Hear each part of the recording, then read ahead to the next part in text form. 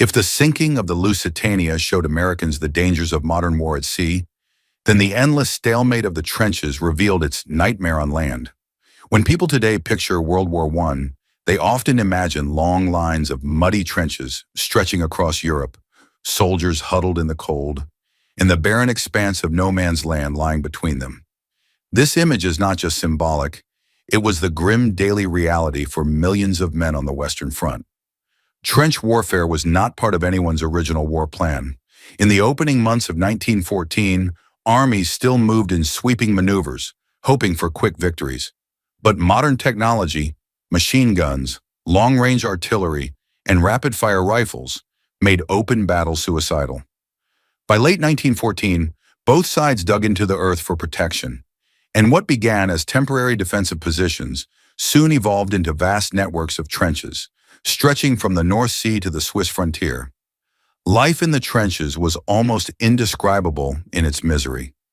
Soldiers lived knee-deep in mud and stagnant water, especially in the rainy winters of northern France and Belgium. Boots rotted, and trench foot, a painful condition caused by constant dampness, became common. Rats thrived in the filth, feeding on scraps and grimly on the bodies of the fallen.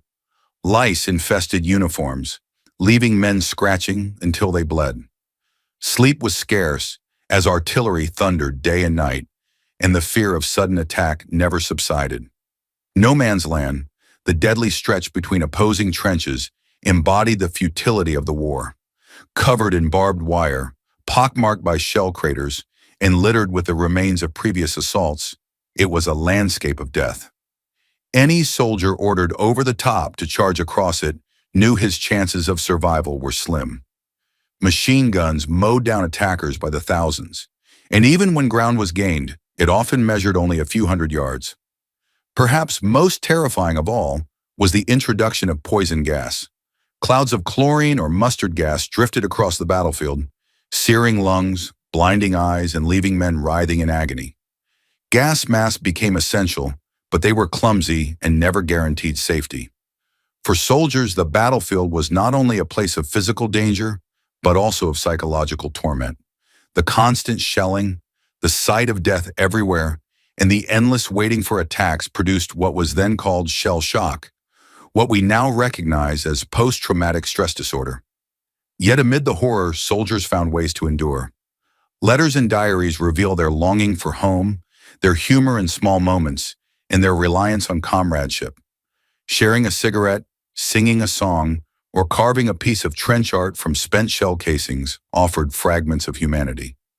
These small acts of survival highlight the resilience of ordinary men thrust into extraordinary circumstances.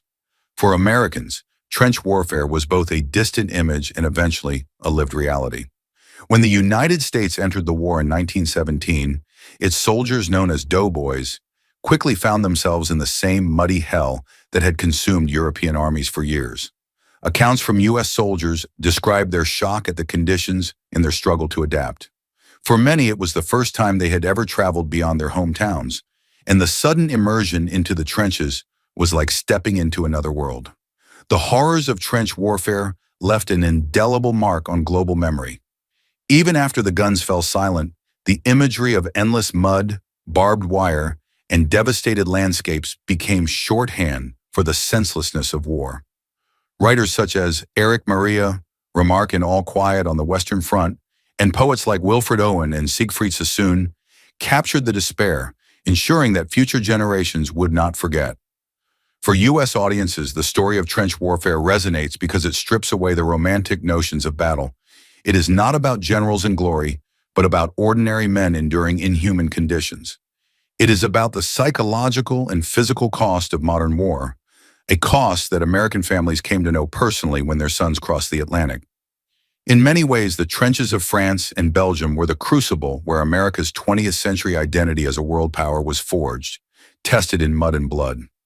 The haunting image of trench warfare still serves as a warning. It reminds us that when technology outpaces strategy and when pride outweighs humanity, war can become less about victory and more about survival.